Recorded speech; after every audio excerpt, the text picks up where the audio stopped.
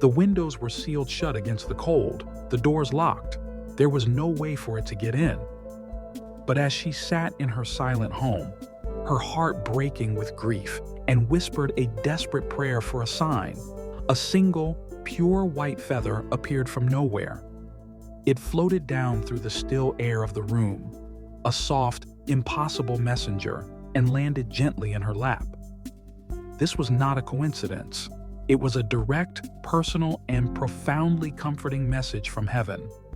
This is the true story of how the spiritual world communicates with us in our darkest hours, a testament to the fact that our loved ones are never truly gone, and that love itself is a bond that even death cannot break. Carol's world had lost its color.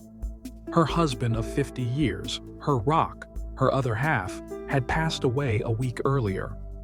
The house that was once filled with his laughter was now an echoing cavern of silence. She was adrift in a sea of grief, a pain so profound it felt like a physical weight on her chest. In her loneliness, she felt completely and utterly abandoned, not just by her husband, but by God. The stakes were her own will to go on. The sorrow was so overwhelming that it was beginning to extinguish her own light. She felt like she was fading away, her own life ending with his. In a moment of pure, raw desperation, she sank into her favorite armchair, the one he had always sat in, and she spoke to him. "John," she whispered to the empty room, tears streaming down her face. "If you are okay, if you are at peace, please just give me a sign. Anything. Just let me know you're still with me."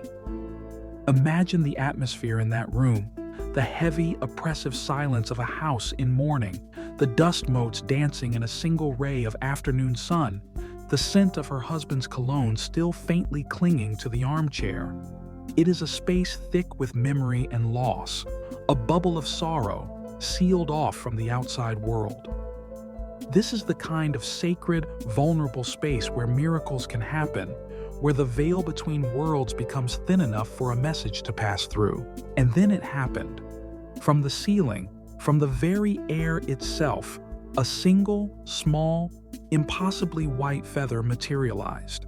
It was not falling fast, but drifting, turning slowly in the still air, as if suspended by an unseen force.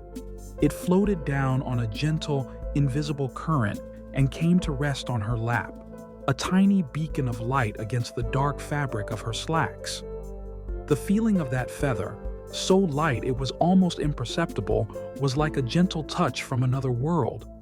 The shock of it was so profound that her tears stopped instantly. Her breath caught in her throat. Her rational mind scrambled for an explanation.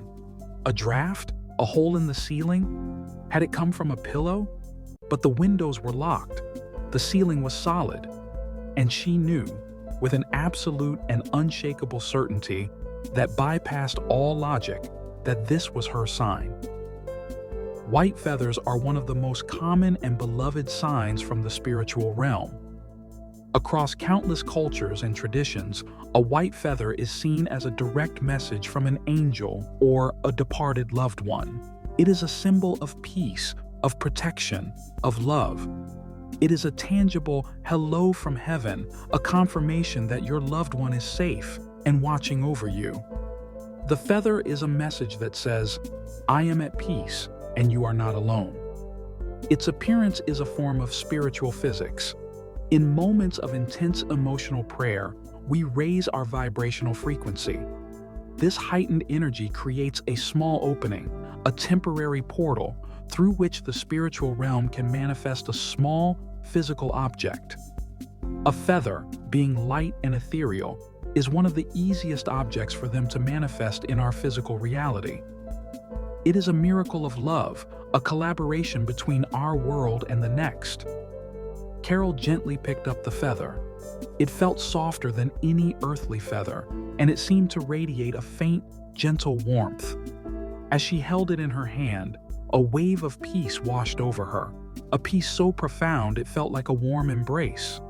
The heavy weight of her grief lifted, replaced by a deep and comforting sense of her husband's presence. She could almost hear his voice, not with her ears, but with her heart, telling her that he was okay, that he loved her, and that he would always be with her. The feather was more than just a sign, it was a healing. It did not erase her sadness, but it transformed it. Her grief was no longer the grief of abandonment, but the grief of temporary separation. She knew with every fiber of her being that life and love were eternal. She placed the feather in a small locket, which she wore every day. It was her constant reminder of the miracle in the armchair, the day heaven reached down and touched her. It was her proof that the unbreakable bond of their love had transcended the boundaries of life and death. You may be in your own season of grief, your own silent, lonely room. You may have prayed for your own sign. Please, do not lose hope. The spiritual world is always trying to communicate with us, to send us messages of comfort and love. These signs are all around you, but you must be open to receiving them. They are often small and quiet. A feather, a coin found in an unexpected place, a butterfly that seems to follow you, a song on the radio that was your song. These are not your imagination. These are whispers from the souls you love. They are reminders that you are not forgotten, that you are not alone, and that love is the one thing that we can truly take with us and send back from the other side. If you have ever received a sign from heaven, know that you are blessed. Consider following for more stories of the enduring power of love.